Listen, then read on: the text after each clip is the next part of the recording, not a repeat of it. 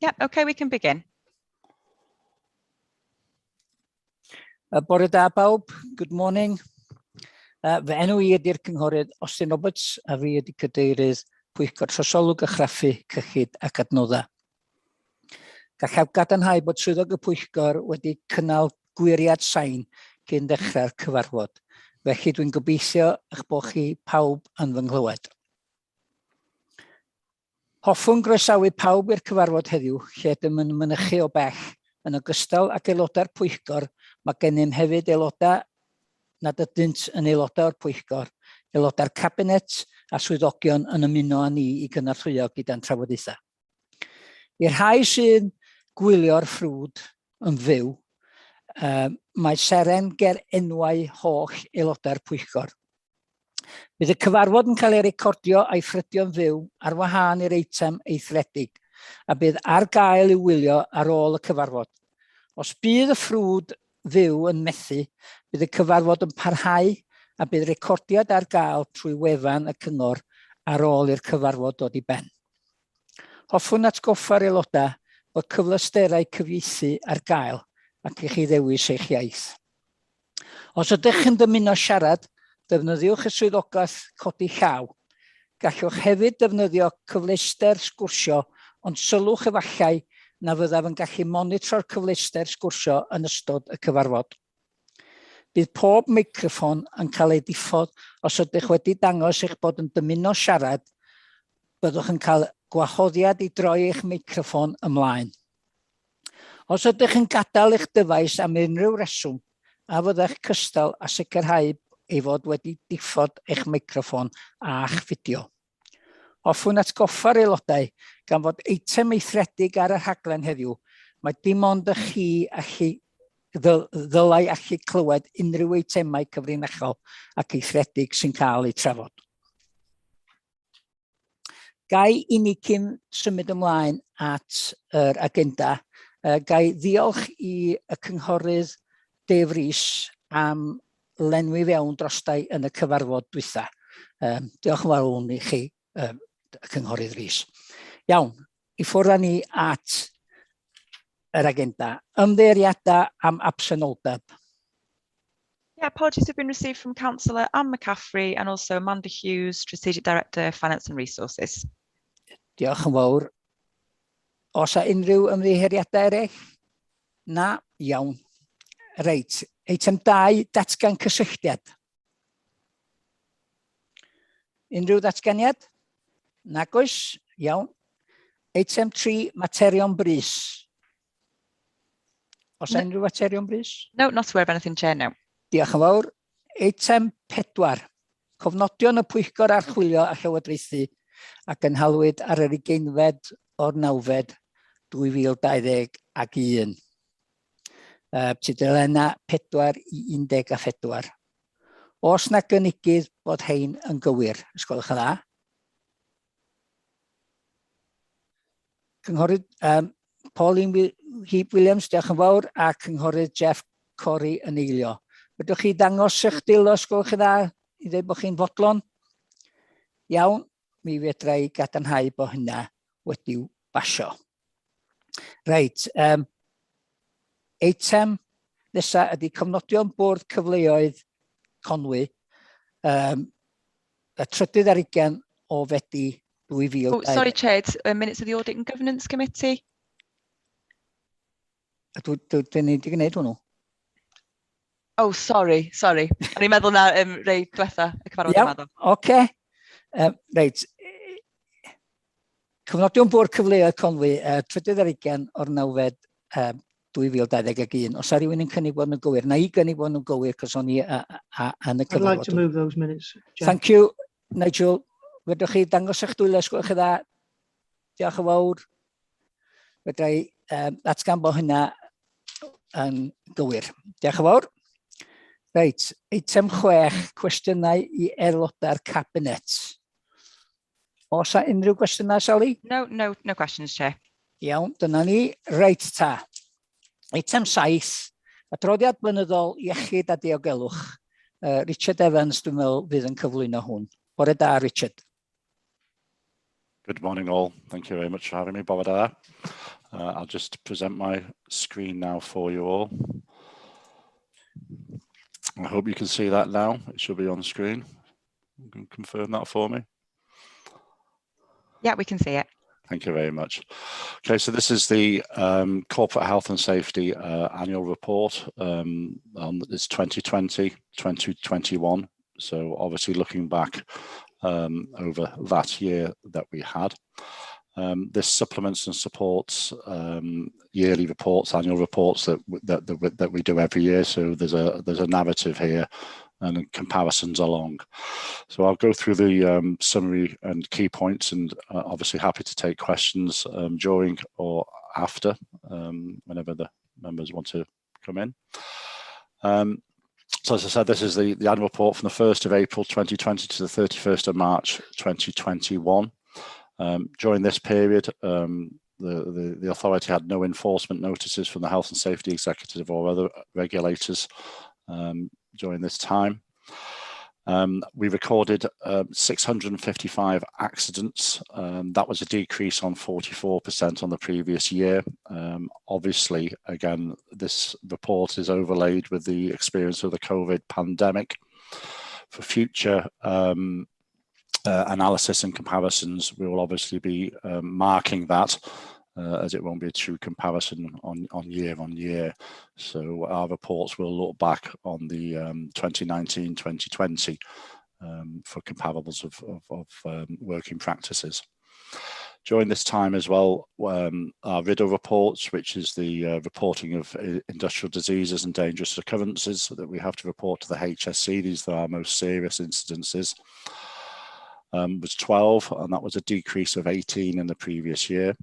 And of those 12, all those were on the description of having 7 days or more away from work, incapacitated by the injury they have.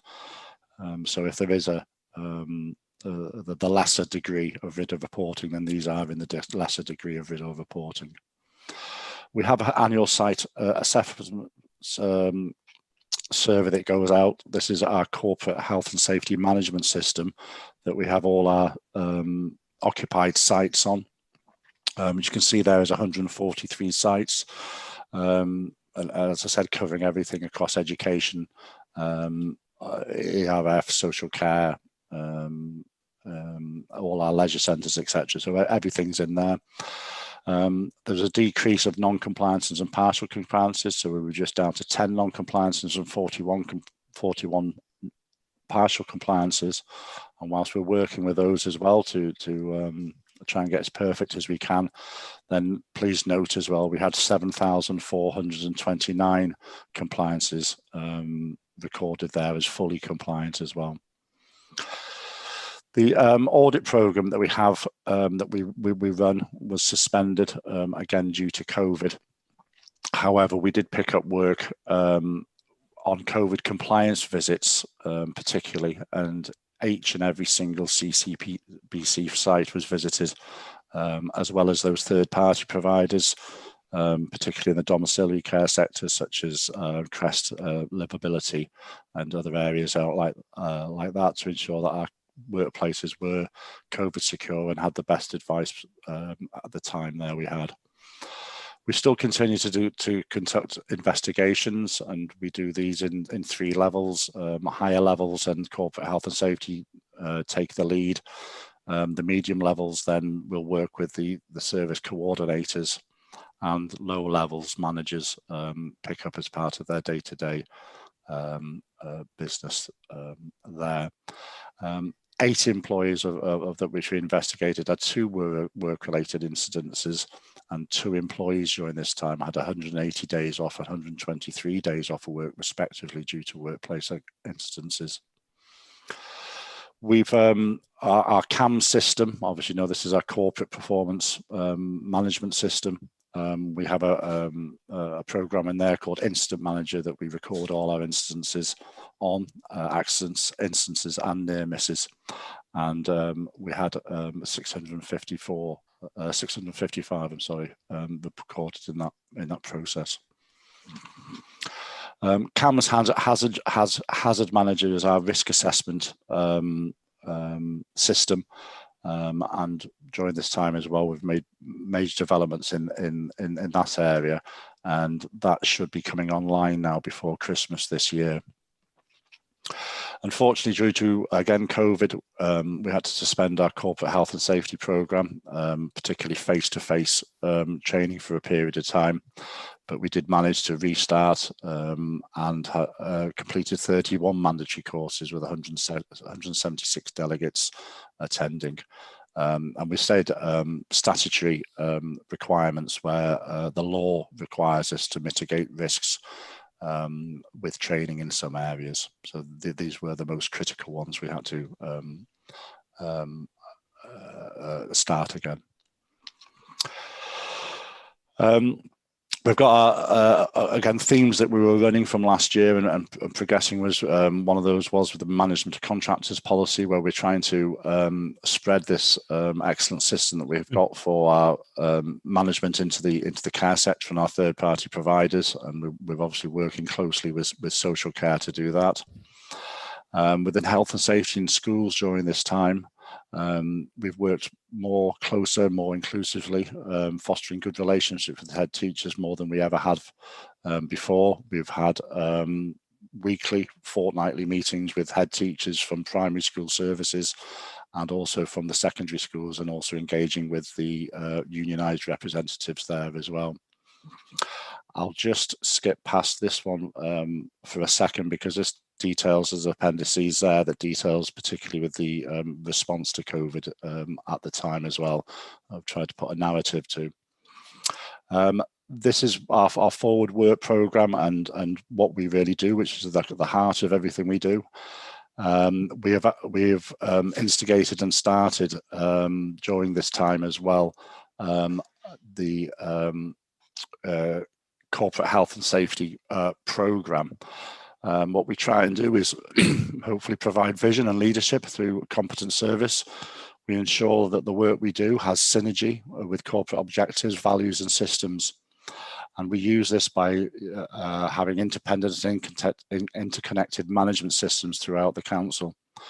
The programme that we've started during this period of time has we've included another one now, so it's actually 7 interconnected projects. These are the hazards manager, the risk assessment that we talked about. Competencies, which is ensuring that all our staff have the correct competencies to discharge our duties and provide those quality services to the people that we serve. Our asset management software strategy being led through estates and asset management, which ensures that all our buildings are safe and have the right statutory inspections for them. The health and safety in Conway care homes, job descriptions, obviously working with our close partners there in HR, ensuring that people have clear objectives and criteria to work for. The PDR process, or the Conway conversation, has been brought into our programme as well to ensure that these type of things are discussing. We've looked at now volunteers and agency staff, because this was an area where we were a little bit weaker in the past, and we've just brought into this programme as well the mental health awareness programme that we're having now to start that conversation as well. So there's a lot of work that we're moving on with, and we started during COVID. If I could just quickly run through this. So this was what we put together. I put it together in some chronological order so that we can see how the sort of COVID unfolded. I'll leave this bit at the top because it makes me a bit hard to read this all the time, but I'll just move straight into the what we did. So as COVID hit in March 2020, I met with my team on the 17th of March and sent them home. And to this date, we haven't got together since. However, I think we've been working very well and very productively using the hybrid model.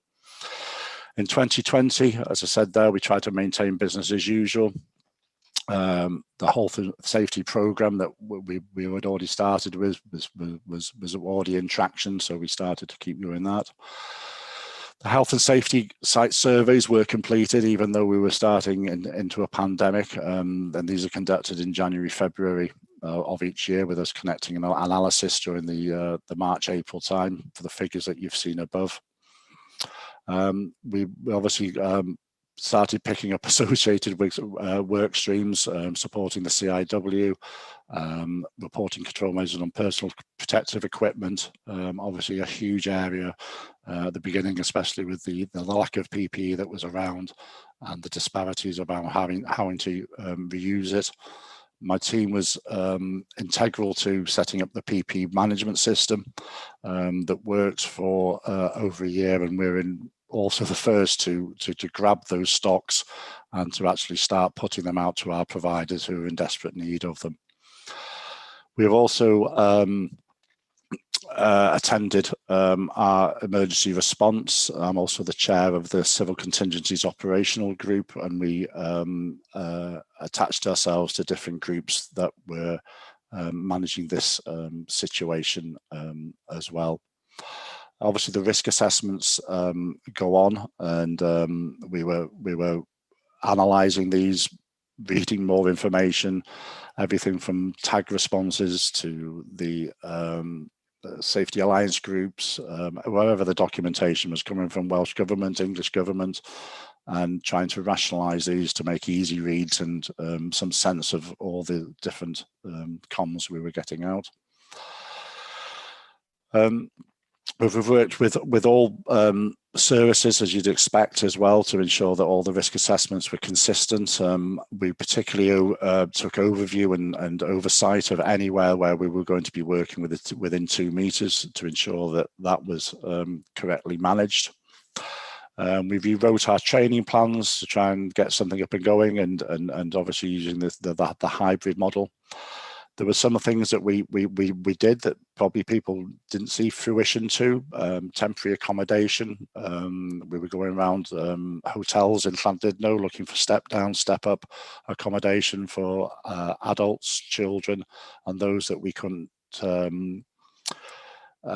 replace through our normal systems due to the effect of not being able to move people during COVID.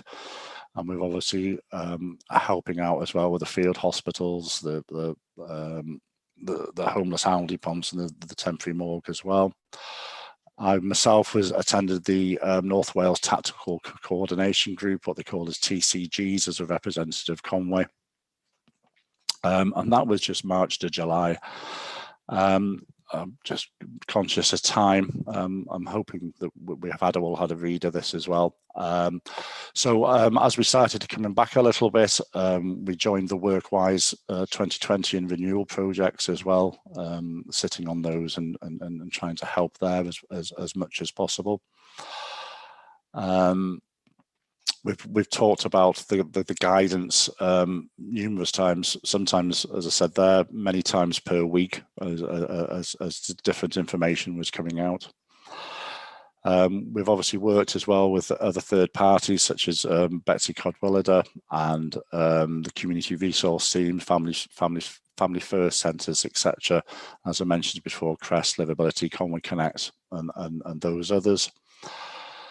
We've also, during this time as well, worked and developed with the North Wales Resilience Forum. We had to revisit our emergency responses. A lot of our responses involve setting up rest centres, etc., and those had huge complications with the overlaying of the COVID hazard on it. Obviously, with evacuating people and collecting people together, that wasn't a good idea. Participated in the Welsh Audit Office response and was interviewed by Gwilym Berry there for the recovery plans. All the education schools were visited at a minimum of once, and a lot of them twice, maybe 3 times as well, to help with them. We also did an exercise again on the shelter exercise, working with the Resilience Forum. We produced our annual report, which we managed to get out. One issue that we're addressing at the moment is that in previous years, for a number of years, my budget has been reliant on resource income for core staff for £20,000. I've now put in a business case to help with that deficit. And as we moved into January 2021, some small salient points there as well is the work on the polling stations, working with Sian and the Democratic Services to make sure that that all went fine. Staffed houses, things like display screen equipment. Obviously, again, we're moving into this hybrid working and everyone using the IT equipment more.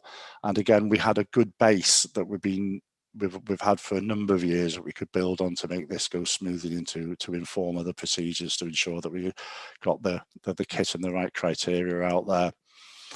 And day services, again, where our most vulnerable are, looking and supporting those sectors as well. And there's a small summary there that told you what sort of we did with boots on the ground. So education had 108 visits, care homes had 13, our sites, CCP sites, 66, and a lot of reviews. Credit does also go vastly to my team and others, and our other services that we dealt with. Whilst this is on our report, it is a wholly a team effort and a team response that we had across the board. So that, I think, is about it for my run through. If there's any questions or comments I can take.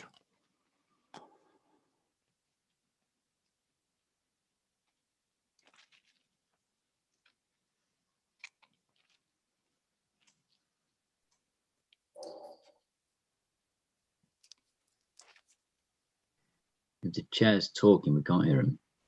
Sorry, I thought no one heard me then, and I was just talking to myself for 20 minutes. So was I. Apparently, I was on mute. So once again, Richard, thank you for that comprehensive report. I have I have three people wanting to come in. I'm going to ask Ewan Davis to come in first. Ewan. Thanks, Chairman. And the bit that Richard couldn't read out on the top of page 30 of the pack, I think is worth dwelling on. He reflects on his pride in the work that his team have done. They're our team. I mean, I'm equally as proud of him and of his colleagues in that small corporate health and safety team. He's given you a run through of the activities that were taken during the sort of the height of the pandemic. And I know that they've been sort of front and central in all sorts of areas of activity to keep the people of Conway safe, to keep the staff of Conway safe. So I just like to express my personal thanks to him and his small team. They've done a fabulous job. They always do, but especially during that reporting period was outstanding. Yeah. Thank you very much.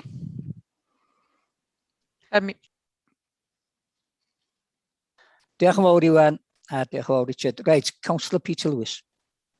Thank you, Chair, and can I thank you, Richard, for the report, and I endorse the comments the Chief Executive made in terms of the work you and your team do. I just wanted to refer to your tables 4.1 and 4.3, and it's obvious that COVID has had its effect, one would say, on a lot of those figures, but would it be fair to say that social care and ERF probably could be regarded as a more or less a normal year? And if so, it would indicate that perhaps we've reached a plateau with those figures. I'm well aware of the work you've done in the past in which you've tried to engender a culture which has certainly worked, but I'd welcome your comments. Thank you. Yeah, it's hard saying we've had a normal anything, isn't it? I think it's been different. I think we do need to reflect, and obviously we don't stop doing anything. We always improve. We're always trying to improve, and we take quarterly reports to senior management meetings of all the services we have, and we have representative there as well. It's been different within schools, I think, because we've had so much focus on COVID compliance. Then we've seen maybe, and you know, it's reflective of what we've seen, where people have been tired, people have been very focused, quite rightly, through on the greatest hazard. So maybe we've seen a little bit of diminishing supervision, maybe. We've seen a few more accidents on playgrounds and things like that we've certainly tried to help with and address. Again, within environment, roads and facilities, they've had a really, really difficult time. They're probably, you know, as much as every other service kept going, I'm not really sure whether ERF dropped a heartbeat during this, and everything they did continued a very smooth space. But they obviously had the other side of the action reaction. So they're obviously dealing with a lot of public frustration as well, and maybe we saw that come through in some of the figures that we had as well. So always quite careful of statistics, and that's why we produce it for the managers and the service managers and the directors to look at. So whilst we can look at the overarching themes and temperatures, then the more granular detail is there for them to understand and to analyse as well. My comments really were that I thought that both those departments, whilst I thought their activity levels were probably on a par, maybe slightly different, but in terms of activity. Chair, I'm happy to move the recommendations with the added one that the committee acknowledges the work of Richard and his team and congratulate them. Thank you, Chair. Diolch yn fawr, Peter Lewis. Councillor Andrew Wood. Okay. Yeah, I'd like to second that as well, what Peter's just said. For Richard, thank you for the report.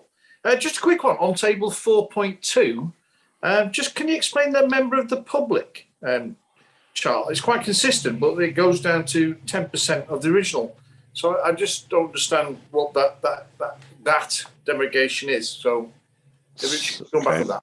Let me go 4.2 in the report itself. Yeah, your page 7 of 17. It's just it's a figure that's 10% of the previous figures, if you know, if not less. And yes, so predominantly they come out of leisure centres. Ah, right. So, yeah, sprains and people coming off treadmills and things like that normally. That makes sense. Thank you very much. Thank you. That's why the dip's in there. Happy, Andrew?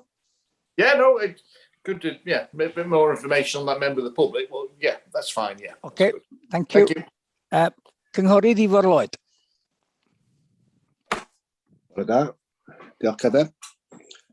Thank you very much, Richard, for a very comprehensive report, very clear, very concise, really, with a lot of information there in the matter of 15 minutes.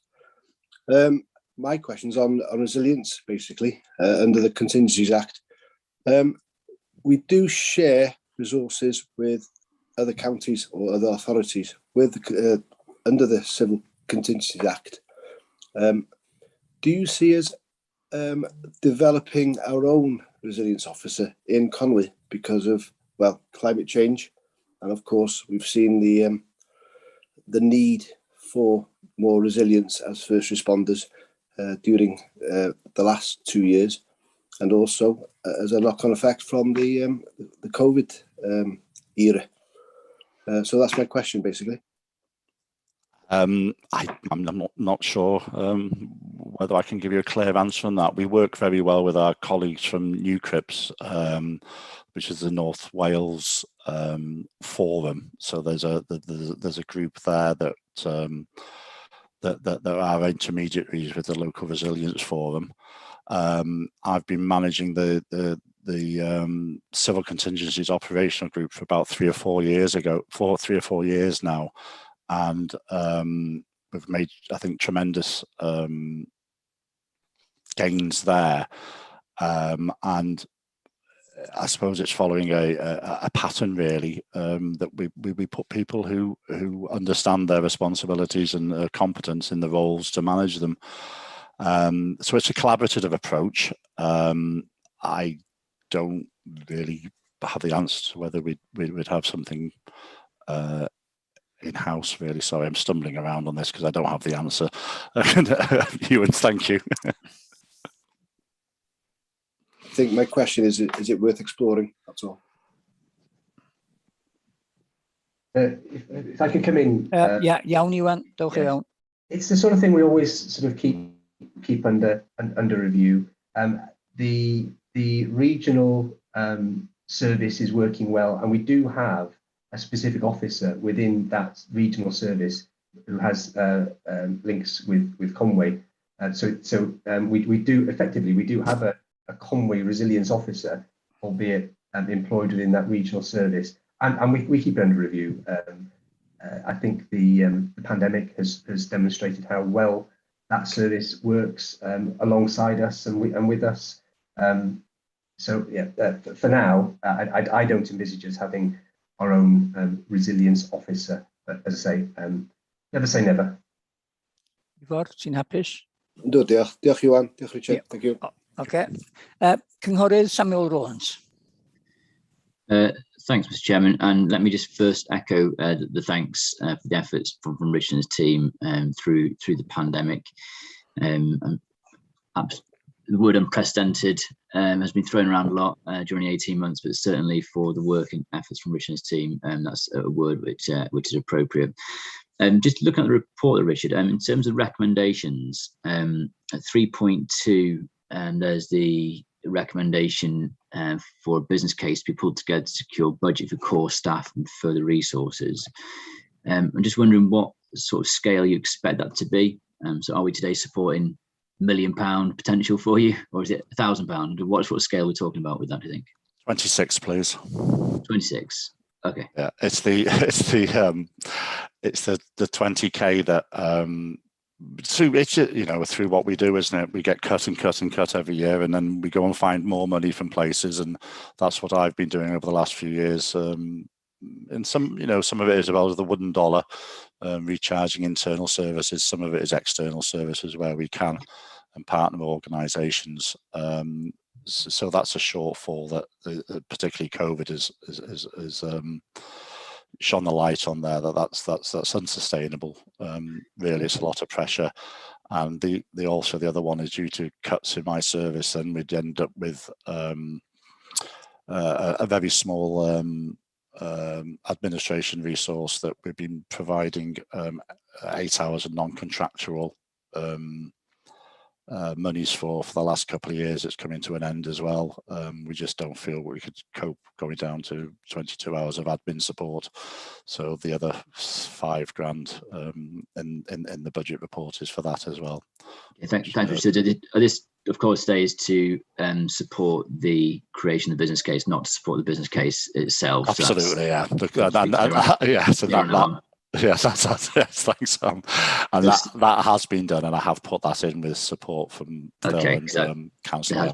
Perhaps been times in the past where officers have managed to sneak in approval of business case at this stage, but of course that's not happening here.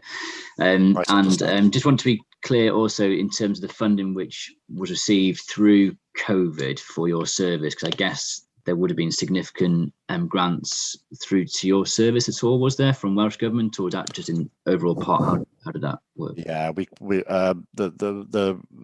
I don't believe we couldn't recoup any funds through the COVID hardship funds, but obviously other work that we're involved with allowed them for the services to access funds. So where we're trying to recommend visitor pods for care homes, and that in itself then allowed them to go forward for the funding.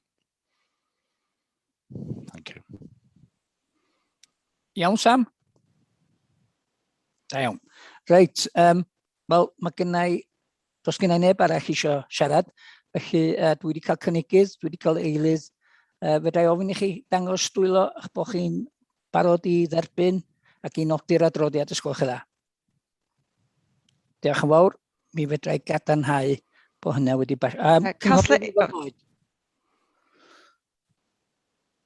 Ifor Lloyd, o ti eisiau deud rhywbeth? Na, ni jyst yn codi llaw, mae'r reception mor ddrwg mae heddiw. O, reit, oce. Iawn. Ni jyst yn codi llaw. Yn lle codi llaw, pwysio'r beth bawd. O, beth gwir, iawn. Iawn, oce, diolch yn fawr. Fedra i gadarnhau bod hwnna wedi'w nodi a'i dderbyn. Diolch yn fawr.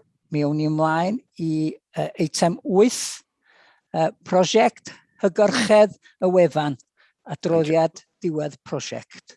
Ac i gyflwyno hwn, Gareth Roach.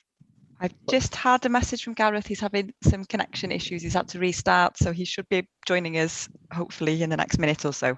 Okay, iawn. I can speak briefly to introduce this item, Chair, if that would be helpful. Iawn, okay, diolch yn fawr, Jane. Diolch, Cadeirydd, and bore da, Aelodyd. Good morning, members. It's good to see you all for the broadcast. I'm Jane Richardson, the Strategic Director of Economy in Place. We're bringing before you today the end of project report for the website accessibility programme. Just to put this in context for you, new legislation was introduced that required all websites to meet a certain standard in terms of accessibility for people with a wide range of different disabilities. And this affected everything from how the pages were laid out through to the tone and readability of our text. When we heard the scale of what was going to be required to meet the new requirements, I think it's fair to say that we were really concerned about whether we'd be able to do the scale of the job that was required within the time scale. We had a sort of 9 months in which to turn it around, and it was going to affect the structure of the website as well as the actual content, and was going to affect every single service within the council, and all of this was going to happen just as we then moved into the lockdowns and the full impact of COVID. It was one of those issues that was keeping me awake at night because I just couldn't see how we were going to do it.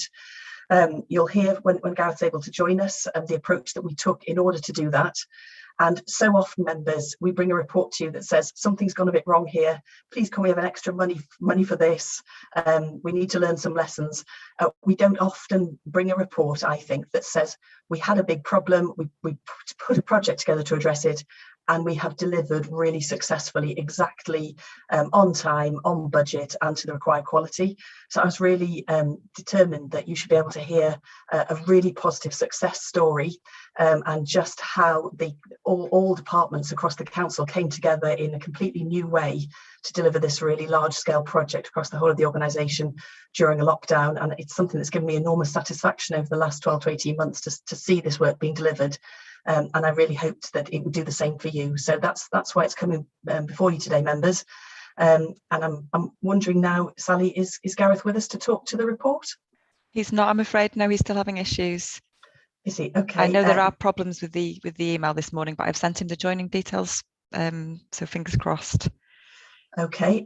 In that case, well, I tell you what we could do in that case, members, is if I haven't got the report open in front of me. For some reason, it's gone from my screen. So I will talk through it myself based on my knowledge of the project. So the first thing that we did was realise that the scale of this piece of work was beyond something that could just be delivered by IT and Rachel Gill's period. And we set up a project team. He has just joined, Jane. I don't know if you want to carry on or if you want to hand over, it's up to you. Okay, well, I'll carry on briefly and then Gareth can take the questions, I guess. So the first thing we did was to appoint Gareth, and this is what I can say that Gareth probably couldn't, is that one of the most important things we did was appoint Gareth to lead this project as a project manager, because he brought all the structure to it and was able to bring that discipline and focus that just wouldn't have been possible if it was one of many jobs on other people's to-do list. So I really want to take this opportunity to thank Gareth for the enormous contribution he made personally to this project, as well as bringing such an exceptional team together. So what we did was look at all the barriers currently in place with our website and what would need to be done to meet the new accessibility regulations. So it was focused on the main website, which is the conway.gov, but it also applies obviously to other websites such as Venue Cymru and Theatre Colwyn. So we had to make sure that those teams were also involved in the project. We were keen to make sure we had very clear objectives for the project. So the first was to define our approach to making it accessible. The second objective was to meet the new requirements and revise priority pages. And then the third thing was to make sure we put a process in place for the ongoing development and maintenance of the website to make sure it remained accessible as expectations, needs and technological opportunities moved on. So we've done we established a project board, and we have reviewed how the delivery of the project has delivered against those objectives. The first two have been fully achieved, and the third is partially achieved, and we're continuing to look at how we do that ongoing development. One of the big things that we decided needed to be done was to create the role of digital content editor. The scale of the website, it's many thousands of pages, and we needed to make sure that there was somebody who had ownership of those pages, that although they're created within service, there's somebody that's checking they meet the standards and keeps checking and acts as a prompt to see if further updates are required, and also gives a standard consistent tone of voice across the whole of the website so that the website has a possibility. So as we say in the report, the project has been a huge success because of the way it was delivered across the organisation and during the lockdown. And this was one of the breakthroughs that we had, is that we identified people who were now working from home and who had capacity as a result, and we were able to deploy them to deliver this project. So in that way, we were able to make use of people's capacity while they were working in a different way. And I think that also gave people a focus and something that they could work on, that they really were able to get their teeth into and get a lot of satisfaction from while working during a very difficult project. Gareth had the difficult job of conducting the orchestra because there were so many people contributing from so many different services, ably assisted by people like Neil Payne and his team in IT. But Gareth says and has told the board that project team worked so effectively together that he now uses it as his best practice example when he's delivering project management training. I think the other thing that was key to this success was the way in which we prioritised the workload. So we realised that basically 80% of the traffic was directed towards 550 core pages. So it was back to that old adage of how do you eat an elephant one bite at a time. We worked out how to break down the scale of the website content and make it achievable within the timescale we had. And so we focused on those 550 pages. And then we were able to look at the others and say, if people aren't looking at them, why do we have all of these pages? So the ones that weren't getting any traffic at all, we were able to turn off. And then the ones that are based specialist, we were able to sort of then demonstrate we would deliver those at a later period.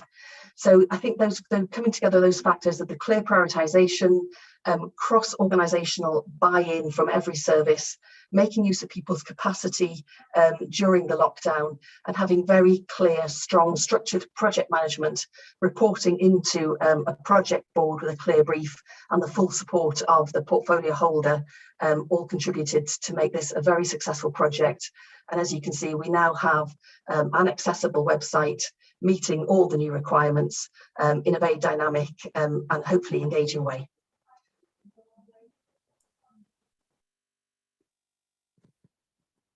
Thank you, Jane. Diolch yn fawr, Jane. Gareth, do you want to add something? Yeah, well, thank you. Yeah, sorry I was late. I had internet issues, but Jane summed that up very succinctly, I would say. And one of the strongest things for me is that I must also add thank you to Jane for huge amounts of support and the project board right from the outset. And it was Jane's initial idea that we cast that net quite widely in terms of who can help with this project, in terms of those officers that were perhaps either on furlough or that their frontline delivery had to reduce because of the pandemic. So that was in a way, quite timely for us, and lots of great work was done in both phases of the project. But that initial run towards the first deadline, which was 23rd of September last year, everybody was wonderfully focused on that. And that was in terms of the Conway website and the other websites we were looking at, such as Visit Conway, such as Venue Cymru. As Jane has said, great teams of people, and lots of people helped us basically in order to get this done. I think it was for me as a project manager, unusual to deliver a project from start to finish, in the sense that I didn't physically meet any of my project team at all. It was, you can imagine it was all done via screens like this. And that was unusual because with a project, normally we would sit around in a room and, work out the objectives, work out the plan. There was none of that. It was all done remotely, but that did not work towards the project's detriment, basically. And I think everybody absolutely stepped up to the mark for this. And as Jane has said, the way the project team and the other teams, such as service leads, have all worked together, I absolutely do view this as best practice, which is wonderful. And I will use it in my project training in terms of how to operate a project in quite unusual circumstances, I would say. So obviously for us, the accessibility was paramount, of course. And as we've worked through the project in its 2 phases in terms of getting the content reviewed and the technical elements, we have tested and we've consulted and we've made sure that we're doing what we need to do, i.e. doing the right changes really in terms of this, bearing in mind that accessibility is both content and the technical elements. And I can only applaud all those that have helped with this, including IT, ERF, all the services have stepped up to the mark, absolutely. One of the best things I think we did was plain English training for nearly 75 officers who were then rewriting content. We got foundations like that in place to make sure that it was rewritten in the correct way. And obviously, there's more to do. There will always be more to do as things change. And one of the key things that Jane mentioned will be the digital content editor, who will act as kind of a gatekeeper in a way and make sure that the content in future that we get onto the website is created in a different way and to make it more accessible from the outset, basically, because I want this project and the good work it's done to live on. And I see it as a foundation for much more going forward, basically, because there'll always be more to do. There'll always be changes and improvements that we can make, but we can see this as a really good foundation, I think, to move forward with. We're happy to, as Jane has summed things up very nicely and succinctly, I'm happy to take any questions on this. Diolch yn fawr, Gareth, a diolch yn fawr, Jane. Cynghorydd Peter Lewis. Well, can I thank you, first of all, both for the work you've done and obviously the team as well and the outcome. As one who regularly accesses the website, I have to say the pages and direction to them is first class. I just have a question really for you, Gareth, and this may well be outside the scope of the review, but I just wondered whether or not you'd actually accessed to the Welsh language website, whether or not the numbers there and hits, if you like, reflected the percentage of Welsh speakers we have in the county. As I say, Right. That may well be outside the scope, but I just wondered whether or not that had come into it. Yeah, I mean, obviously paramount to us also was any changes we made to the English pages, we equally made to the Welsh pages. And whilst I have in the report, as part of the benefits realization, we know that page views have gone up, and we wanted to make sure that was one of our measures really, to see that page views increased. Now, I don't know from the data I've currently got whether Welsh hits have increased, but we can certainly check that with the web team. We do know that there has been an increase overall in terms of page views, number of users, number of sessions, but we do have a little caveat in that in the period of this project, the way we all accessed services changed with the pandemic. For example, accessing bookings for the tip and things like that. Lots of things changed. So we can only say to a degree that it's the work of the project. We do know, of course, that the way people access services has changed as a direct result of the last 18 months. But certainly, Peter, I can check with the web team in terms of detail of how the Welsh page hits have increased, definitely. But just to add that Welsh has been a key consideration, and we had great support from Nia and the translators as a direct part of the project team. Appreciate that, Gareth. Thank you. Okay, thank you. Thank you. Right, Councillor Harry Seville. Thank you, Chairman. I was having a look through the report, and obviously there's reference to a digital content editor. I think, Gareth, you said that you thought this this post would effectively be like a gatekeeper for content put onto the website. Obviously, the website is a huge beast in itself. So would a single individual be able to actually adequately fulfill that role, or do you think there might be a need for additional content editors in the future, or is there a case to enable other staff to, be responsible for web content? I was just curious to get your thoughts on that. It's a really good question when you look at the breadth of the website, and the idea really is that the digital content post gets in early, basically, and we have the range of service leads for the website, which we've been working with on the project. And the idea is that the digital content post re-educates in a way how content is created, and then those individuals within the services would act, I guess, as kind of de facto digital content posts, in a sense, in that role is the direct gatekeeper, but is spreading out in a way the new way to do things in terms of education, in terms of creating PDFs in a different way to make sure they are accessible. So I see it as that role is almost like, you might think of it as a train the trainer. That post will be in place, is rolling out training to make sure that everybody within the services begins to think about this in a different way. And then that will spread even more, I think. But yes, it's a really good point that it's a lot for one role to do. Just to say that role will be working directly with the web team as well. It's going to be within the comms and marketing team, the post, but they'll be very close working with the web team as well. So there'll be that support. But I do see it as changing things at the point of creating the content. So we'll all start to think about how we do things and make sure that before anything gets to the website, it's created in a way that is accessible. PDFs, for example, can be created in a way that they can be very user-friendly for those with sight issues, for example. I think we've all probably accessed PDFs where they're not, and they're quite difficult to use, especially when you have to add details to them. So it's looking at that and getting in right at the start.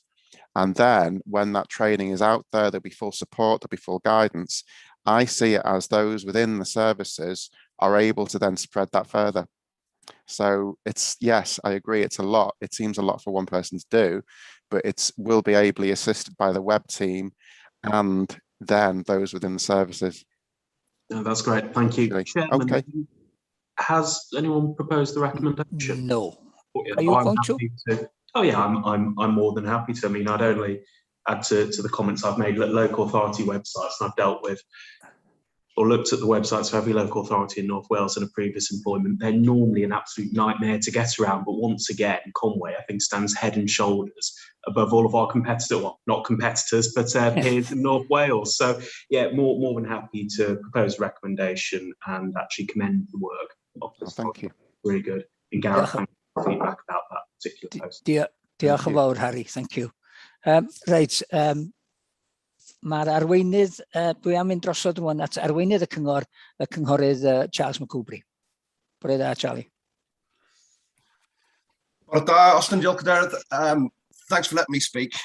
Just really quickly wanted to add my thanks. I think this is an excellent report, and there's a couple of things stand out from me. When talking to sort of private businesses, a lot of them have taken the opportunity of furlough, the downtime, to sort of reappraise what they do and bring forward some changes, which are really positive. And I think we've seen that in economic bounce back. But it's so encouraging to see us taking the same approach, where we've looked at different ways of working and we've taken the time to think, how do we do things better? Another really good example of teamwork across all the different departments. And I think that's the one thing that's absolutely stuck out for me in the last 2 years, is how well we can all work together. And as you said, Gareth, it's that sort of individual trainers training people, so people that were getting it right first time. You know, that's fantastic. And it's that kind of small level detail, get it right first time, and then it stands you in good stead all the way down. But I would agree with Councillor Harry. We have no competitors. We have neighbouring authorities, but our website is excellent, which is all down to your fantastic work. And lastly, I'd like to commend Jane for her excellent impromptu delivery of her report. That's never easy. So yeah, thanks, Chair. Diolch. Diolch yn fawr, Charlie. Cynghorwraig Pauline Heap Williams. Bore da, Pauline. Good morning. Thank you, Chair. I'm just want to second Councillor Harry's proposal and also agree with him totally, as it's such a good website and we are head and shoulders above the rest in our websites. Thank you. Oh, thank you. Diolch yn fawr. Self-praise is no recommendation, may I remind everybody. Iawn, diolch yn fawr. Reit, mae gennau gynigydd, mae gennau eilydd. Ydych chi yn barod i dderbyn yr adroddiad yma a'i nodi? Diolch yn fawr. Thank you, show of hands. Diolch yn fawr. Mi fedrai gadarnhau bod hwnna wedi'w dderbyn a wedi'w basio. Reit, eitem 9, yr eitem eithriedig, the exempt item 9. Can I have a proposer and a seconder that we agree to